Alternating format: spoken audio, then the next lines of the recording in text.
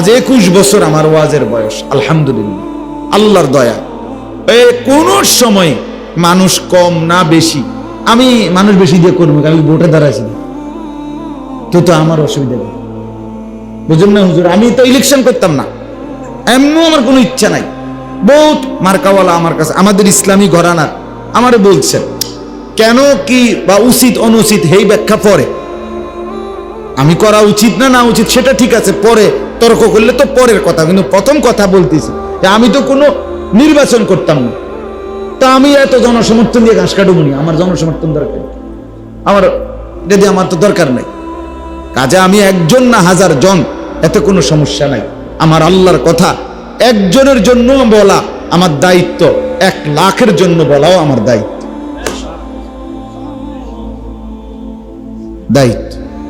আলহামদুলিল্লাহ বলতে থাকা।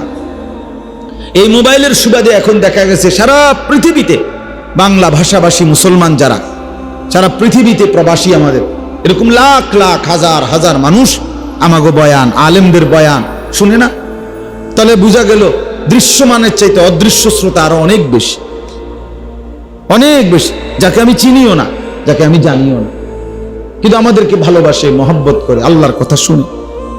তাহলে এই জন্য বেশি কম নিয়ে কোনো টেনশন নেই, এটা কোনো মাথা ব্যথা নেই। আপনাদের কাছে অনুরোধ, ছেলেরাদের কাছে এটা বললাম, আমি প্রত্যেকটা কওমি মাদ্রাসা আলহামদুলিল্লাহ উম্মতের ফিকির করে, কওমের ফিকির করে, মানুষের ফিকির করে। আমি ওই দিনকে একজনকে বুঝাইলাম, একজন ভদ্রলোক আমারে বলছেন এটা যে হুজুর আপনাদের কওমি মাদ্রাসা আরো পরিকল্পিত হওয়া উচিত, পড়ালেখার মান, সিস্টেম, নিয়ম কানুন, প্রয়োজনে টাকা বাড়ান। আমি বলছি না ভাই, এখানে আমাদের একটু সমস্যা আছে। সমস্যা হলো আমরা কওমি মাদ্রাসা শুধু নির্দিষ্ট কিছু মানুষকে শিক্ষিত করব, আমরা তো এই মাকসাদ না। আমরা এই জাতির প্রতিটা মানুষ যেই কোনো রকমের হোক, একারে ঠ্যাং ভাঙ্গা, মাথা ভাঙ্গা, পঙ্গু, প্যারালাইজ, অভাবী, দুস্থ, এতিম, অসহায়, যার কেউ নাই, তো সে দিন শিখবে কার কাছে? সে আল্লাহকে চিনবে কার কাছে গিয়া? কওমি মাদ্রাসা এই জন্যই যে উম্মতের প্রত্যেকটা মানুষের জন্য যারা তাদের দুয়ার খুলে রাখছে, এটার নাম কওমি মাদ্রাসা। সবার আশ্রয় যেখানে, যে ভাই এখানে আমাদের 8,000 টাকার কমে যাদের বেতন দিতে পারবেন না, আপনাদের এখানে জায়গা নাই, তো সে কই যাবে বলেন? সে যাবে কই? যার বাবা মারা গেছে, এতিম সন্তান, ওই কোত্থেকে দিন শিখবে? যার মা অভাবী, সে কোত্থেকে দিন শিখবে? যে সংসারের উপার্জন নাই, তো সে আল্লাহকে চিনবে না। এই জন্য আলহামদুলিল্লাহ কওমি মাদ্রাসা এটা করতে পারে না। সিস্টেম না বুঝার কি আছে? সিস্টেম আমরাও বুঝি অনেক কিছু। 12,000 টাকা দিবেন, কথা বুঝেন না? সকালে 1 গ্লাস গরম দুধ খাওয়ানো হবে, বিকালে সিঙ্গারা, দুপুরে সমুসা। কথা বুঝছেন না কথাটা? মশারি টাঙ্গায় দিবে, এরপরে মশারি খুলেও দিবে, আর হেইতে নবাব আলালের ঘরের দুলাল কোথাও তুইটা বহুত বড় আলেম হয়ে যাবে। আরে সুবহানাল্লাহ, না না, আমরা দেশে এত সুখ নাই, সিরা বেজে না, একটু পানি দন লাগে। এলেম এমন মামার বাড়ি না, এমন মামার বাড়ি।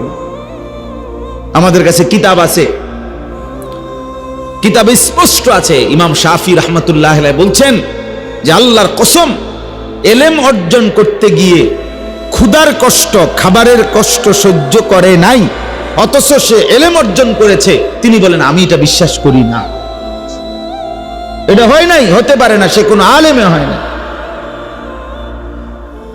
তাইলে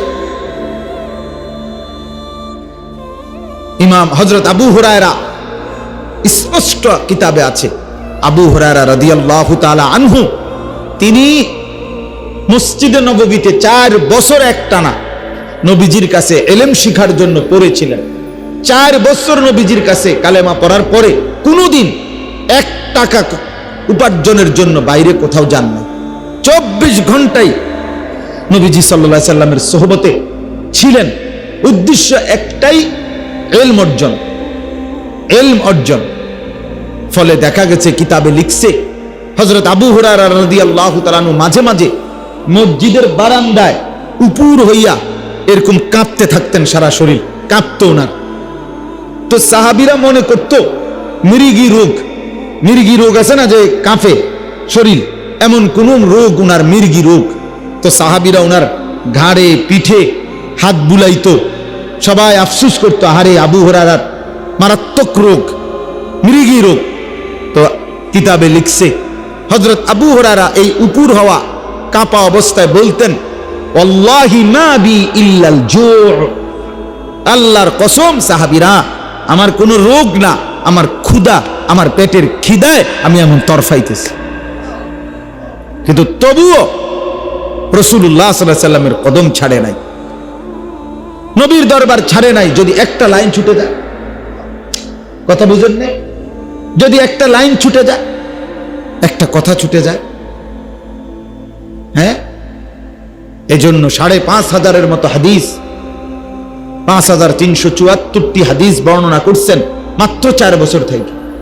এবং তিনি বলছেন, আমার কাছে যে পরিমাণ ইলম আমি তোমাদেরকে শুনাইছি, সেই পরিমাণ ইলম আমার ভান্ডারে আরো আছে ভিতরে, যেটা আল্লাহ নবী সাল্লাল্লাহু আলাইহি সাল্লামের কাছ থেকে আমি শিখছি, অর্জন করেছি, কিন্তু প্রয়োজন না থাকার কারণে তোমাদের আমি সেটা বলি নাই, এটা বিশেষ হিকমতের কারণে। কিন্তু আমার কাছে সমপরিমাণ ইলম আমার কলিজার ভিতরে এখনো জমা আছে।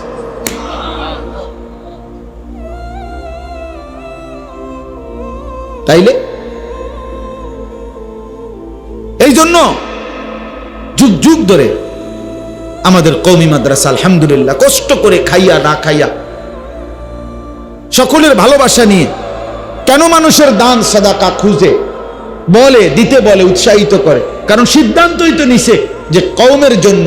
তো আল্লাহর বান্দারা যদি কিছু দান সাদাকা করে, তো এদের সম্মিলিত প্রচেষ্টায় এদের দানে এদের আখিরাত মিলবে, এই দানের বরকতে এদের সন্তান দ্বীন পাবে, এদের বংশেও আলেমে হক্কানি তৈরি হবে। এই কল্যাণের আশায় বিশ্বাস করেন না, নাই তো নিয়ম মাফিক এটা সহজ।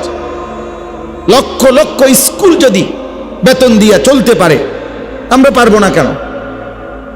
আমরা সিস্টেমে যে আমার কোটা সীমিত, আমার নিয়ম সীমিত, আমাকে এত টাকা দিতে পারলেই আমি আসি, নাই তো নাই। হ্যাঁ,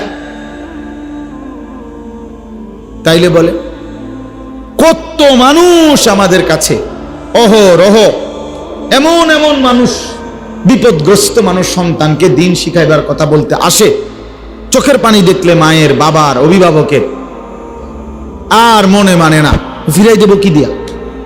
ফিরাইয়া তারে আমি কই দেব? আল্লাহর কোরআন শিখতে আসছে, অভাবের কারণে হয়তো ভর্তি হইতে পারতেছে না, আমরা যদি তাকে ফিরাইয়া দেই, তো সে যাবে কার কাছে? এরপরে কোথা থেকে দিন শিখবে সে? হাসরের ময়দানে আল্লাহ যদি জিজ্ঞাসা করে, আমার বান্দারে তুমি অভাবের কারণে ফেরত দিয়া দিলা, কি হবে তখন? তবুও তো আমরা অনেক সময় কঠিন হয়ে যাই, পারি না, অনেক সময় কুলাইতে পারি না। হাদিসে কুদসির মধ্যে আছে, হাসরের ময়দানে আল্লাহ তাআলা, আপনারাও শুনছেন এই হাদিস, নবীজি বলছেন, আল্লাহ বলবে হাসরের দিন বহু লোককে, যে বান্দা শুনো, আমি অসুস্থ হয়েছিলাম, তুমি আমার শুশ্রূষা করো নাই। বান্দা বলবে, আয় মাওলা, আপনি তো এই সমস্ত কিছুর ঊর্ধ্বে, আপনি তো রব্বুল আলামিন, আপনি অসুস্থ হবেন কিভাবে? তো আল্লাহ তাআলা বলবেন, আমার এক বান্দা অসুস্থ ছিল, তুমি তার সেবা করো নাই, যদি তার একটু সেবা করতা, সেটা আমাকেই করা হতো। আবার আল্লাহ বলবেন, আমি পিপাসার্ত ছিলাম, তুমি আমারে পানি দাও নাই। বান্দা বলবে, আরে মাওলা, আপনি তো সবার পিপাসা নিবারণ করেন, আপনি পিপাসিত হবেন কেন? আপনি তো রব্বুল আলামিন। আল্লাহ বলবেন, আমার এক বান্দা পিপাসার্ত হয়ে তোমার কাছে পানি চেয়েছিল, তুমি তাকে পানি দাও নাই, যদি দিতা তাহলে সেটা আমি আল্লাহকেই দেওয়া হইতো। এরপর ঠিক এরকম তৃতীয় নম্বরে আল্লাহ বলবে, বান্দা, আমি তোমার কাছে খাবার চেয়েছিলাম, ইস্তাতামতুকা ফালাম তুতঈমনি, তুমি আমাকে খাওয়াও নাই। তো বান্দা বলবে, আল্লাহ, আমি আপনাকে কিভাবে খাওয়াবো? আপনি তো সবাইকে খাওয়ান, আপনি তো রব্বুল আলামিন। আল্লাহ বলবেন, আমার এক বান্দা ক্ষুধার্ত ছিল, তোমার কাছে খাবার চেয়েছিল, তুমি যদি তাকে সেদিন খাওয়াইতা, সেটা আমি আল্লাহকে খাওয়ানো হইত। আল্লাহকে খাওয়ানো। আমাদের বাংলাদেশের একজন শ্রেষ্ঠ বুজুর্গ আছে, ওলামায়ে কেরামের চোখের মণি, যিনি নয়নের মণি, আমাদের আদিব সাহেব হুজুর যাকে বলে, হযরত মাওলানা আবু তাহের মিসবাহ দামাত বারাকাতুহুমুল আলিয়া, বাংলাদেশে আরবি সাহিত্যের যিনি দিকপাল, আলোর মিনার, বাংলাদেশে আরবি সাহিত্য প্রচার প্রসারে উনার চাইতে বড় খেদমত কেউ করে নাই গত 50 বছর। এখন আলহামদুলিল্লাহ জীবিত আছেন, হযরত অসুস্থ। তো উনি একবার বলছেন, উনার একটা লিখনীতে আমরা পড়ছি, উনি হজে যাইতেছিলেন। তো হজে যাওয়ার সময় একটা বাচ্চা ছেলে এক বাড়িতে, ওনারা যখন হুজুরকে হজ্জের যাইতেছেন বিদায় দিচ্ছিল, এক বাড়িতে তো একটা বাচ্চা ছেলে 2টা চকলেট ওনার হাতে দিছিল, ওই বাড়ির দিয়ে বলছিল, তুমি তো আল্লাহর ঘরে যাবা, আল্লাহকে দিও। আল্লাহ মিয়াকে দিয়ে না, আল্লাহকে দিও, তুমি এই 2টা চকলেট দিও। না, তুমি আল্লাহর ঘরে যাচ্ছ। তখন হযরত মাওলানা আবু তাহের মিসবাহ তিনি বলেন, আমি সৌদি মক্কায় গেলাম, গিয়ে আমি এই 2টা চকলেট রাখছি। এখন আমি কেবল ভাবতেছিলাম, হায় আমার এই বাচ্চার আমানত আমি কেমনে দিব? হে তোমার বলছে আল্লাহকে দিতাম। এটা কিভাবে সম্ভব আমি বুঝতেছিলাম না, কিন্তু বাচ্চার কথা তো আমি রাখছি, চকলেটটাও নিছি। তো হঠাৎ আমার মনে আসলো এই হাদিস। তখন আমি একজন অভাবী ওইখানকার, তার হাতে এই 2টা চকলেট দিছি। এই কথা মনে মনে ভাবছি যে আল্লাহ তো বলছে, তুমি যদি আমার সেই অভাবী মানুষটাকে খাওয়াইতা দিতা, তা আমি আল্লাহকেই দেওয়া হইতো। তো বাচ্চাকে আমি যেন বলতে পারবো যে হ্যাঁ দিছি, তোমার আমানত যথাস্থানেই পৌঁছায় দিছি। এজন্য মাদ্রাসাকে ভালোবাসবেন, দ্বীনকে ভালোবাসবেন, কোরআনকে ভালোবাসবেন, ইলমকে ভালোবাসবেন। একজন মুসলমানের কলিজার ভিতরে মাদ্রাসার প্রতি আন্তরিকতা থাকা জরুরি বাবা, জরুরি। এটা পাওয়ার হাউস, এটা বিদ্যুৎ স্টেশন, যেখান থেকে সবার ঘরে ঘরে বিদ্যুৎ পৌঁছে। প্রতিটা মাদ্রাসা থেকে উম্মতের ঘরে ঘরে আল্লাহর কোরআন এবং নবীর সুন্নাহ পৌঁছে, উম্মতের ঘরে ঘরে। এরা আপনাদেরই কারো না কারো সন্তান, আপনার না হোক। এই ছেলেগুলো তো কোনো না কোনো ইমানদারের বাচ্চা। তো ওই ঘরগুলো আলোকিত হবে, ওই ঘরগুলো কোরআন শুনবে, ওই ঘরে আল্লাহর কোরআন তিলাওয়াত হবে।